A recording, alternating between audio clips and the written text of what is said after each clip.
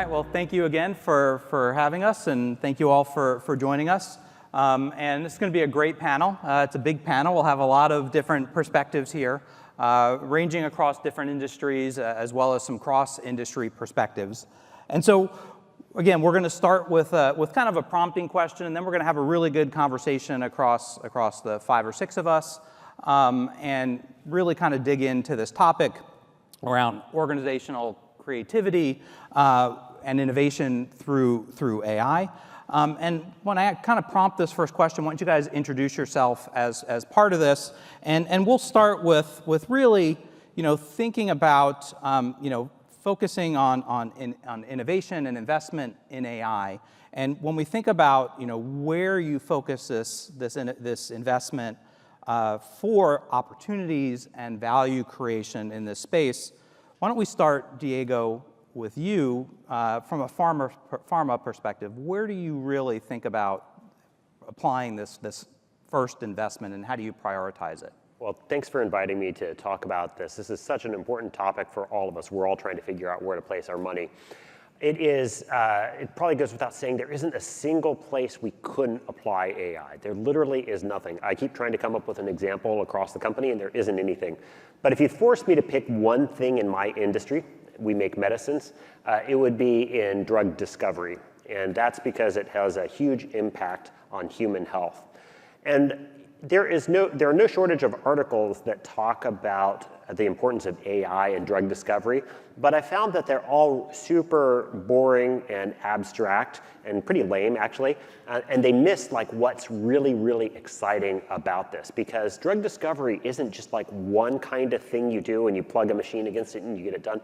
There are a bunch of different ways to use AI. If I just take drug discovery alone, I'll talk about 3 different kinds of medicines, each with their own technique for AI.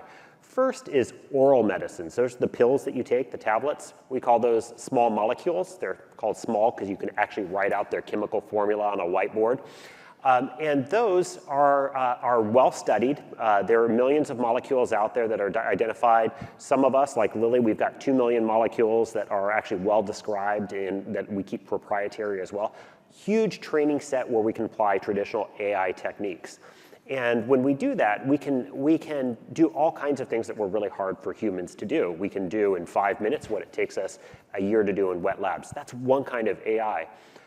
Then if you look at injectable medicines, like your COVID shot that you got, something you can't put in a pill, a formula you can't write on a board, those actually we can take a different page from AI, and that is around image generation, believe it or not. If you think about it, when we want to generate a big molecule like a protein, that's actually just like generating an image, except that when you generate an image, you're generating something really big. You're generating 1,000 pixels by 1,000 pixels, let's call it 1,000,000 pixels, and 16 million colors. When you generate the protein that's in your human body, the biggest protein that we have is about 30,000 amino acids. So it's much smaller than 1,000,000, and you only have 20 different amino acids to choose from instead of 16 million colors. So all of those techniques, the stable diffusion models that we've applied to generate images, can actually be used for us to generate proteins. And that's the second thing that gets me really excited. Third thing in drug discovery, and then I'll stop and let somebody else talk, is around gene therapy and gene editing. And that one is exciting for a different kind of AI still, because genetics, they're all written in the oldest code that we have, the oldest language that's on the planet, and that's the language of DNA. It's a rich language that actually has things like nouns and adverbs and punctuation. Guess what that's well suited for? Large language models, quite literally. And so if you think about it, it's not just one big thing to go invest in drug discovery. It's tons of exciting stuff of using traditional AI techniques in oral medicines, using image generation techniques to generate proteins, and using large language models to do genetics. And that's why if I have an extra dollar, I'm putting it all into drug discovery. You also have two different parts of it, right? You have the targets that you're trying to optimize for the different compounds and molecules that you're developing. So you have target discovery Correct. as well, which are what causes the disease, which if you think about from a real estate perspective, right, when you start getting into real estate, the targets are essentially the properties. And so, how do you think about, real estate from this perspective as well? Yeah, for sure. To maybe introduce myself and Opendoor a little bit first. So I like being reductionist. I think it helps bring out the essence of things. So Opendoor is in the business of buying and selling homes algorithmically. If you've bought a home, you know how painful it is. You go through this process, maybe someone drops out, and interest rates change, and it's just a mess. Instead, on Opendoor, you go to a website, you type in an address, you get a number within minutes. If you like that number, there's someone that works with you to help you kind of guide through that process, and you can basically close within a few days. And all this is possible because of AI and ML, which is, say, we've been doing this for about 10 years now. We've been operating in about 50 markets, do multiple billions of dollars of revenue a year. I'm the chief data officer at Opendoor. My org runs, among other things, all the algorithms to, well, buy and sell homes. We do lots of very interesting things, and then we'll get into that in a minute. But me personally, I've been doing this for about 25 years. Worked on the Human Genome Project, some of the conversation about the large language. Yeah. Started 2 companies, ran Amazon personalized recommendations for a few years, and then here now. To get back to your question, I think what most people miss about this AI revolution that's happening right now is that the thing is really driven by the models. In my opinion, it's actually not. It's driven by the interplay of models and humans.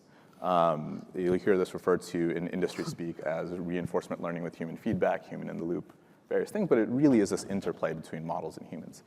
And so when I talk about Opendoor, this is really what we've been doing for the last 10 years. We have a fundamental process to be able to assess the value of a home without looking at it, and then we have underwriters who work very closely with that to really kind of produce the final number that we then underwrite.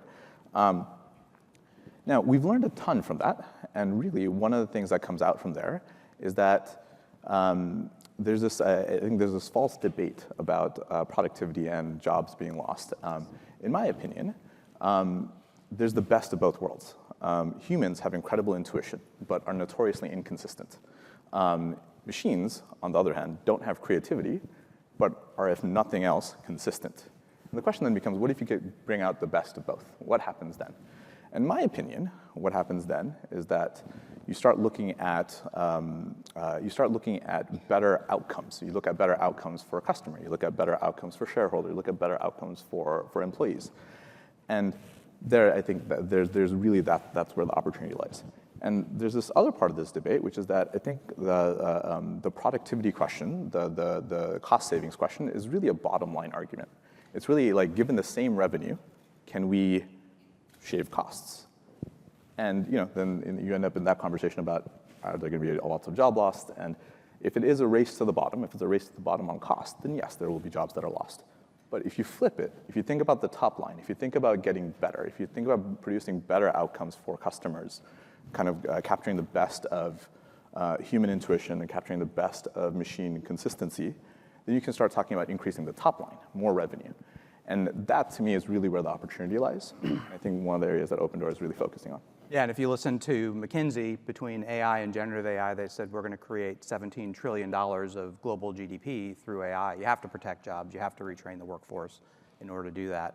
And building on top of what you both said, Loretta, you work at Kellanova. First of all, what the heck is Kellanova? Right, it's a new company. It's an old company at the same time. So, introduce yourself and explain that. But can you kind of explain, how you think about creating value in CPG, which talk about a human focus, right? CPG is all about humans.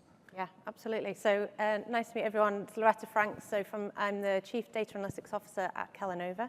So I spent the last 2 days trying to explain who Kellanova is. So the Kellogg company, which I think you're all much more familiar with, we went through a spin-off in 2023 and separated into 2 separate companies. So WK Kellogg, North American cereal, and then Kellanova, which is the larger entity, is a global snacking-led company now, which holds international cereal and our amazing snacks brands. So ones that I'm sure you're all familiar with: Pringles, Cheez-It, Pop-Tarts, all of those good ones. And Cheez-Its is landing in Europe this summer, so I'm very excited. I have to fill my suitcase with them as I go home to share them with my kids. So, I think from a CPG perspective, exactly like you said, so we're in this amazing opportunity space where we're a 118-year-old legacy organization with fantastic, trusted brands, but we've also got this kind of startup mentality opportunity to actually really reposition ourselves in the marketplace as a global snacking-led organization, not the cereal company, from the Midwest that I think, really the heritage would let us go down. And we've got a lot of proof points that allow it, that kind of really drive our ability to be successful in that place. In terms of how we leverage AI, it's the examples I want to share are really more on the consumer side. It's where all the fun POCs and activity we're doing. So, everyone in this room's a consumer of some brand, and more and more we're demanding personalized experiences. We want choice. We want service that is convenient with limited steps to have to follow. So that's a big focus for us as a brand organization. And we were just chatting earlier around some of the great stuff that we're playing with at the minute. So our characters are very well recognized across the organization, across the globe. And Mr. P of Pringles is a big one out there. And we've now got an AI persona-based Mr. P that's interacting with our consumers, gathering first-party data, getting insights which we can then feed into potential new flavors that we can launch from business opportunities. We've also got a web-based platform which is doing scanning on social media to look at tastes, menus, delivery platforms, what's coming in, what's the trends, how can that then feed into potential new recipes for us and flavors, which is also great. So I think there's a lot of opportunity around our consumer engagement, and that's really where the innovation part and the fun part comes with leveraging our great brands. And Rodrigo Beceiro, I think I pronounced that correctly. Yeah. We were talking earlier about some of the work that you're doing, and you have the Rodrigo and Rodrigo are both consultants across industries, so we're looking across industries now. You were talking about some of the really cool work you're doing from a deep technical perspective, kind of similar to what Loretta was talking about, but can you talk about, first introduce Marvik and then talk about some of the great work that you're doing and interesting stuff that you're doing that helps drive some of the innovation based on some of the investment prioritizations that you help companies do? Of course. First of all, Marvik is an AI consulting and development company, so we get called when all of these companies have troubles, problems that they need to solve with AI, and they lack the bandwidth or the expertise. And that puts us in a situation where we get a glimpse into multiple companies at the same time, what they're doing, and at the innovation front of all of that. And I'm personally the CTO, I'm one of the founders of the company. I find great joy of doing this. In terms of investment, and I think align with what the other speakers are actually saying right now, one of the first advice I would actually give anyone is to align with what your core business focus is. So drug discovery, that makes total sense if you're a pharma company. Don't lose attention on LLMs applied to customer support or anything like that. Of course, at the very same time, you need to be looking in the short term, mid-term, and long term with what are you actually investing. So deep tech actually moved really, really fast and created a lot of technologies and tools we can actually leverage. LLMs are out there, and we can use them to have a great ROI on a customer support project. Okay, let's go ahead and do that.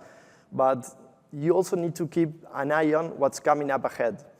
And I think a good investment strategy in AI actually accounts for these multiple horizons that any company should be looking at.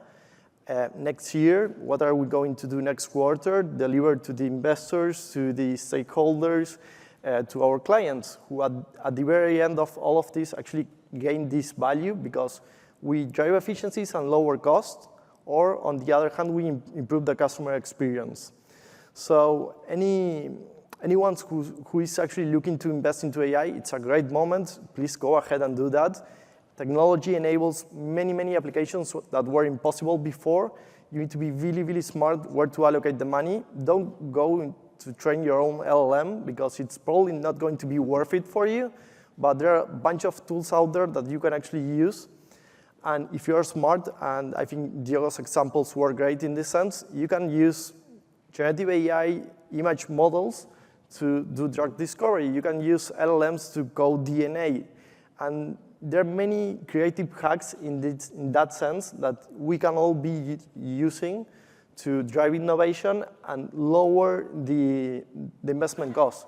Because we using that technology that someone else invested a lot of money to develop to your own applications, you save millions of dollars by doing that. Yeah, and Loretta was talking about that earlier before, where Kellanova is not going to invest in time developing something that already exists. And I think I advise my customers when I was at IBM, why would you spend your intellectual capital building something that exists? Focus on innovation. And Rodrigo, Madanes, right? I mean, your job is all about innovation in AI for EY, right? And can you start by talking about how you help EY's customers not just prioritize where to put money in innovation, but really get into how you help advise them on adjusting their business strategy based on that innovation? Because I think that's a key point that all four of your colleagues here on stage talked about. These are very experienced people in making these changes. Not everyone in the audience has done these shifts before. Maybe help provide some of that guidance to them.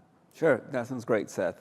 So I'm from EY, large professional services firm, and I tend to talk to a lot of companies that are undergoing their AI journeys, and at EY, we're going through our own AI journey. I think a useful framework to think about how this could be structured is that there are 3 parts you need to focus on, and everybody's focusing on them. The part is what I would call foundations. The second part is what I would describe as innovation. And the third part is what you can describe as value engineering. So let me double click on each so you understand and map where you are and where you need to be going next.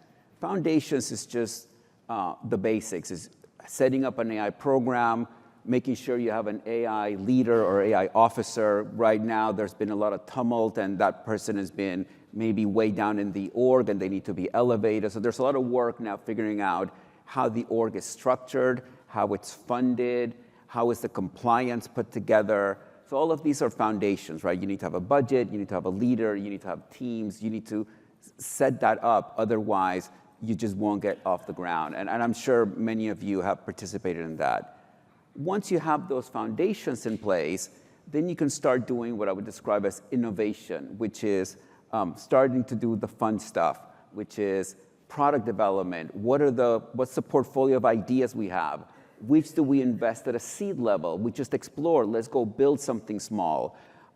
Innovation is not just technology building. You need to bring in your risk and compliance officer, privacy officers, because you're all dealing with a lot of data that is probably multi-jurisdictional. You need to make sure the regulations that are shifting as we speak, you're compliant. So it's not a trivial endeavor, but you're still playing at small scale. Many of you or many of us are playing internal first because that's safer. You have employees get access to these AI tools. You increase the productivity. But innovation is playing small as you learn. So you've set your foundations up. You've budgeted. You have leaders. You have teams. Then you're doing innovation where you're learning with people. You're building great tools or you're bringing in tools and making that move forward. And the third part is the value engineering or value capture, which is which of these do you now scale up and who's benefiting from those? Is it your customers or employees? Is it the company? How do you distribute that value that you're creating? But you need to be methodical. You need to go, okay, we have 20 innovations. These 3 seem reasonable to now scale up. How do we scale them up across geographies, across different segments of your basis? And then you suddenly have a working, functioning program. So those are the 3 structures that I see in terms of how do you invest. You make sure you have all 3 pieces. You have good foundations, you have a program to create a lot of innovation, and then you're capturing that value that you're creating. And all 3 that you described are really, really important, especially when you get into regulated industries, right? Having a leader, starting small, validating, building up, and then kind of going on is really important in regulated industries so that you can catch things going awry before they happen, have processes in place. So that's really important. Right. There's a question from the audience through the Slido about cultural shift, and that was one of the things we were going to talk about. And I think I want to kind of intersect this with two things. One is creativity, and the other is business strategy change. And Kellanova is a business strategy change in and of itself, right? Spinning off a company based on a change in business strategy, but you're also doing some incredibly creative things there. Can you talk about the cultural change that was underlying this change in business strategy along with the creativity that's going on there, and provide some of the examples you talked about too? That would be fantastic. Yeah, sure. And I suppose building on what you were saying before about the framework, I think the key piece as well is it's not a linear process, right? I think for the sake of the framework, it makes a lot of sense to explain it that way, but the kind of the big benefit comes with the agility to be able to kind of loop back around that, because your foundation will potentially need to change. Your innovation part will adjust depending on your business strategy, and then your scale potential, again, depending on whether you've shifted that. So I think linking to the cultural piece and the business strategy, I think that framework's great as long as it's got flow and it's not just sequential, which I think sometimes can be a kind of pitfall that you can go into. So from a cultural perspective, Kellanova's got an incredible culture already around that we've got within our legacy for many years. We've just launched a new flavor of it called Culture of Best, and we've simplified the behaviors and the values that we're looking for in the organization around courage, integrity, and accountability. And if you think about those three in the light of disruptive AI and innovation and change, they really complement our ability to do that. The integrity is foundational. So it's not just about doing what you can do, it's about doing it the right way, especially as we deal with so much first-party data and the ethical practices around it. We're not as heavily regulated, of course, as maybe the banking industry is, et cetera, but it's still super important.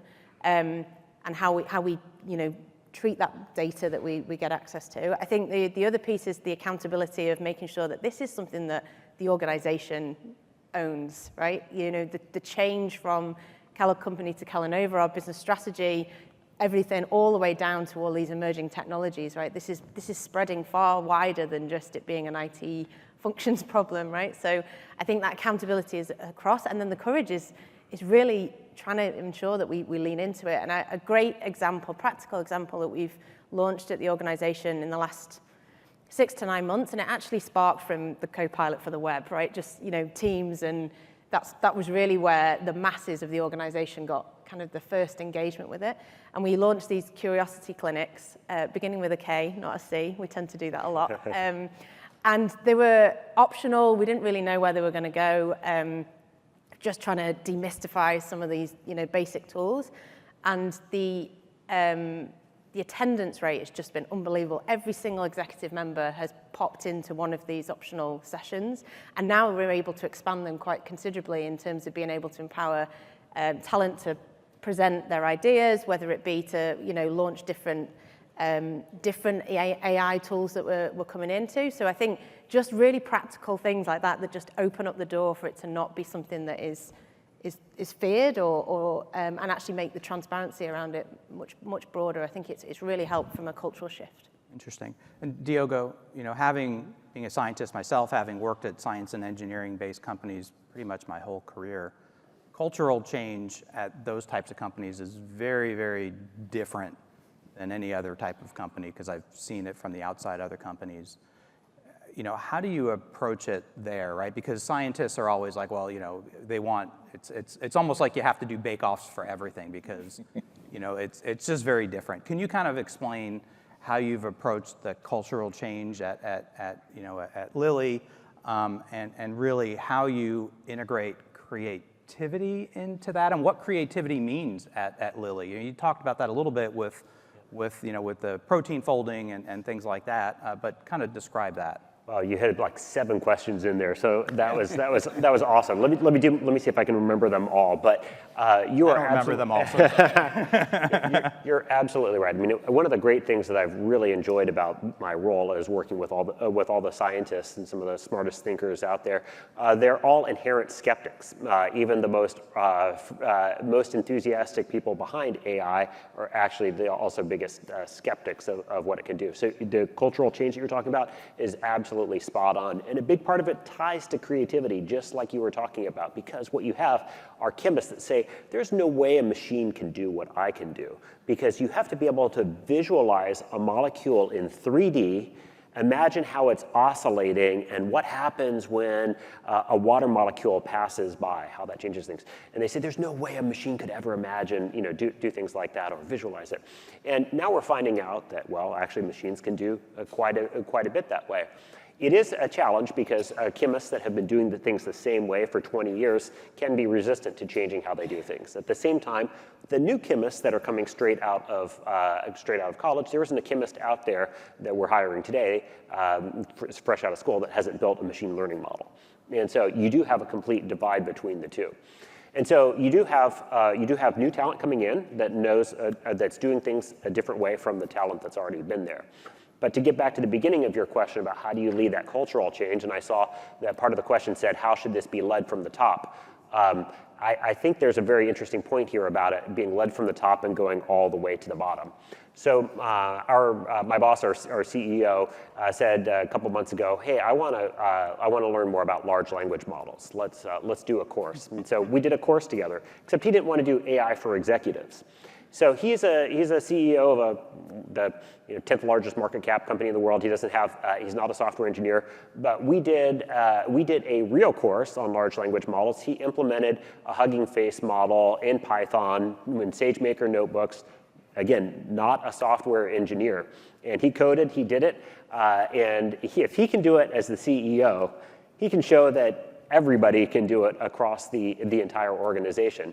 And so as I was walking out to come, leaving Indianapolis to come here, the receptionist had stopped me on the way out, and she was talking to me about what she was doing with AI and some of the things that she was trying out as she was getting into things. And so you can just see, led from the top, it really does matter. If the CEO is actually going to sit down and actually code and implement an AI model, that is going to cascade all the way to the organization. So tying it back to the scientists and the creativity, I do fundamentally believe that this cultural change, it starts from the top and it does absolutely cascade all the way through the organization.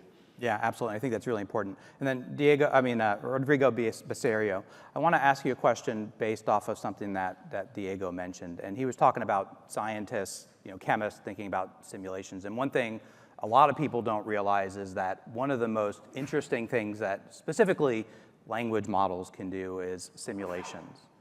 Can you talk about, in terms that most people can understand, what are some of the capabilities that these large language models can do and things that you've done where you're doing simulations with these technologies, and how people can use language to then interact with these simulations? Perfect, of course. And also going way off topic here, not something we prepped you for. Perfect. It's great. Going back to the previous point on the image models and the language models, generative AI is much more than just LLMs.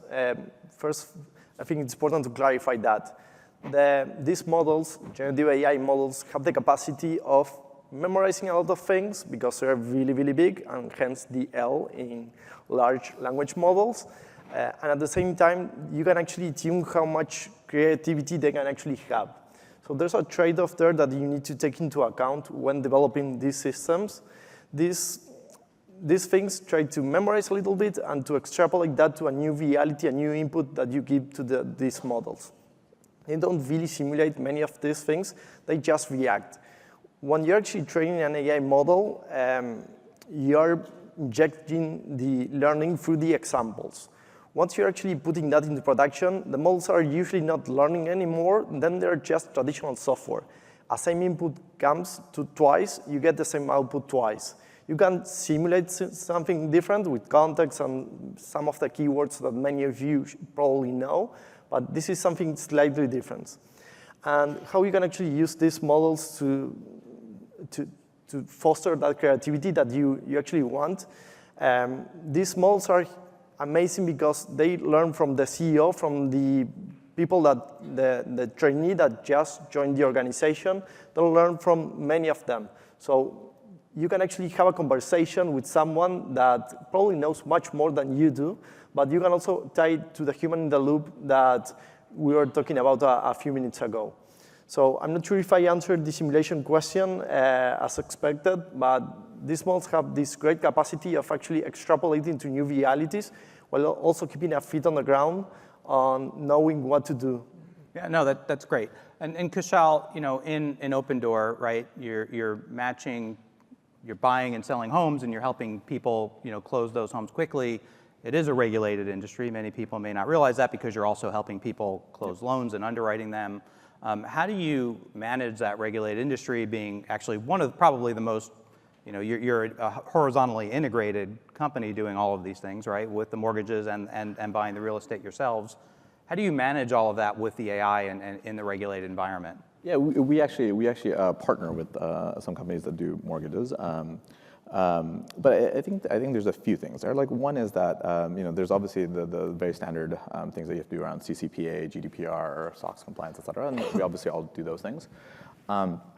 I candidly think that the risk of Opendoor doing something untoward is a little bit lower than I think a lot of companies that deal with a lot of PII. Whether you think of the various companies, the social media companies that ingest a lot of data, that have whether someone's dealing with credit card, et cetera, we tend to focus more on the home, and so the home itself we're trying to assess the value of that asset, given everything that we know about the home as opposed to the person, and so I think there's regulatory things that we care about both from a legal and ethical perspective. How does that play into the cultural change, though? I forgot to mention that part, but from the cultural change, how does that interplay with the cultural change? Does that interfere with the cultural change, or does that help drive the cultural change? I think the culture, so as I think about the cultural change as it relates to AI, I think it really comes down to this creativity question. And it really comes down to the human-machine interplay that I mentioned, that really building off the strengths of each other. It really comes down to how do we structure human intuition? How do we take models that operate in trillion-dimensional, trillion-parameter space and take it into something that's understandable by a human so that they can react to it? It's like the model can say, I made this decision because of reasons A, B, and C, and the human can say, it's like, A is stupid, B and C make sense, you forgot D. And then all of a sudden, these models can now learn off each other, the humans can learn from the model, and you have this feedback loop.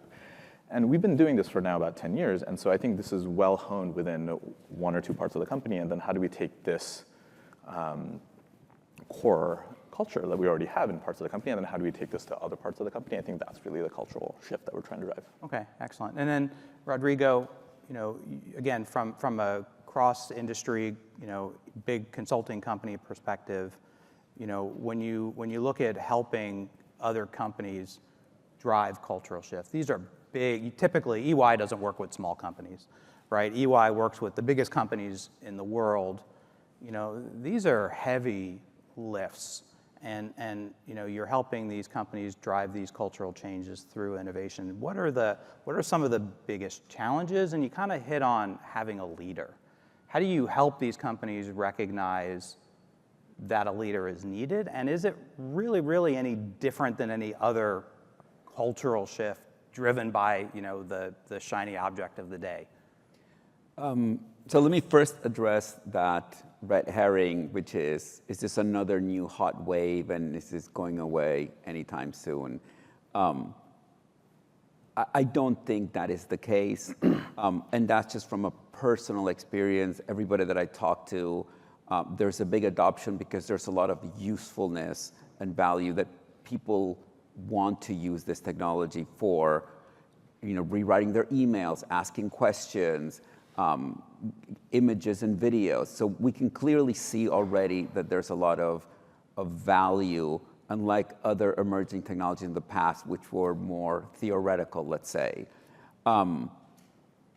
The question is, how do we wrangle this hot technology? Because as we know, there are hallucinations and other issues that need to be done.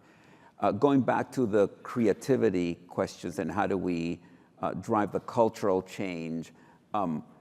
This technology is interesting in that most people, particularly like Diogo, as you mentioned, the younger generation, they're already using it on a personal basis. I think, I haven't seen the numbers lately, but ChatGPT is widely used already. Most people have experimented with it. So it's not like we need to go and educate on, this is how a large model, this is how you type it in here, and here's a prompt, and you get this out. Everybody knows.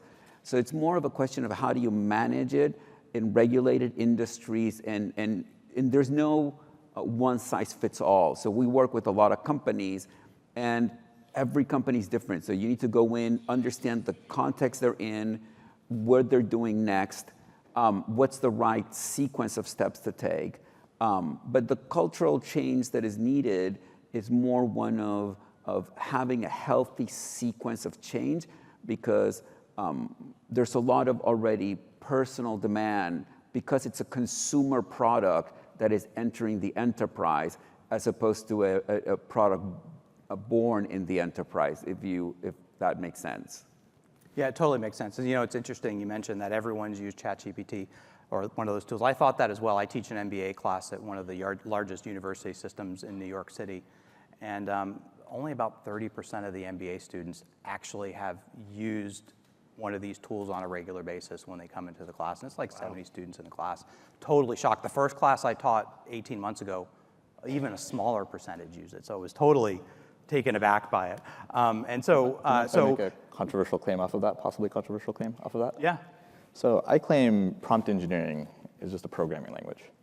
And so in that lens, if you think about like the software engineers, programmers out there that are today, not that many people use COBOL anymore. Yeah. People use Python, people use Go, people use et cetera.